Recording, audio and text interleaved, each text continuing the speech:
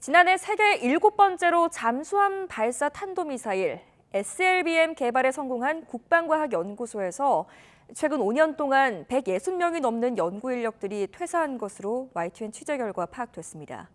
SLBM 개발은 물론 핵심 국방 기술을 개발해도 성과 보상금을 지급하지 않는 등 상대적으로 낮은 처우가 인력 유출 원인으로 지목됩니다.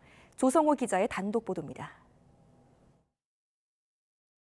바닷속에서 발사체가 솟구쳐 오릅니다. 3,000톤급 도산 안창호함에서 쏘아 올린 잠수함 발사 탄도미사일 SLBM입니다. 지난해 9월 세계에서 7번째로 독자 개발해 발사에 성공했고 문재인 당시 대통령도 극찬했습니다. 북한의 비대칭 전력에 대해서 우리 SLBM이 아주 효과적인 억지력이 될 수 있을 것이라고 생각합니다. 국책 연구기관인 국방과학연구소 연구진이 밤새워 이룬 쾌거라 자부심을 가질 만도 한데 어쩐 일인지 연구원들은 줄줄이 떠나고 있습니다. YTN 취재 결과 지난 2017년 정규직 25명이 그만둔 것을 시작으로 지난해까지 5년 동안 164명이 퇴사했습니다. 지난해 정원 기준으로 5%가량이 이 기간 연구소를 떠난 겁니다. 퇴직자 10명 가운데 6명은 대학이나 다른 기관으로 자리를 옮겼습니다. 특히 최근 들어 인공지능 분야 등을 연구하는 젊은 인재들의 퇴직도 잇따르고 있습니다. 원인으로는 핵심 기술 개발에 대한 제대로 된 보상이 없다는 점이 꼽히고 있습니다.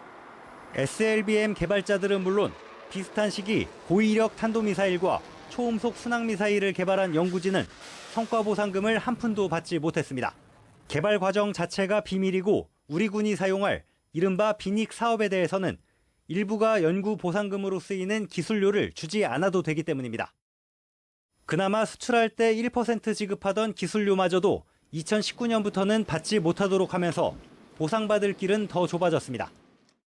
국방과학연구소가 의뢰한 연구에서 근속연수를 반영해 분석한 평균 연봉 수준은 9천만 원, 정부 출연기관 31곳 가운데 20번째입니다.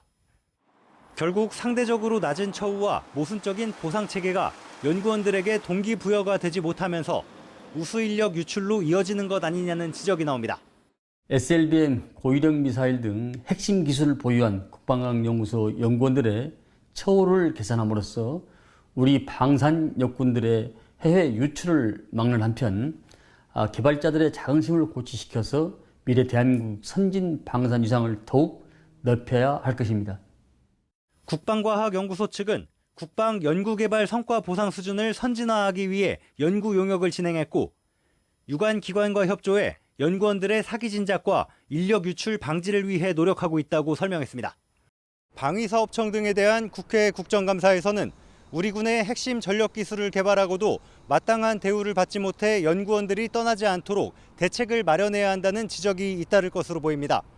YTN 조성호입니다.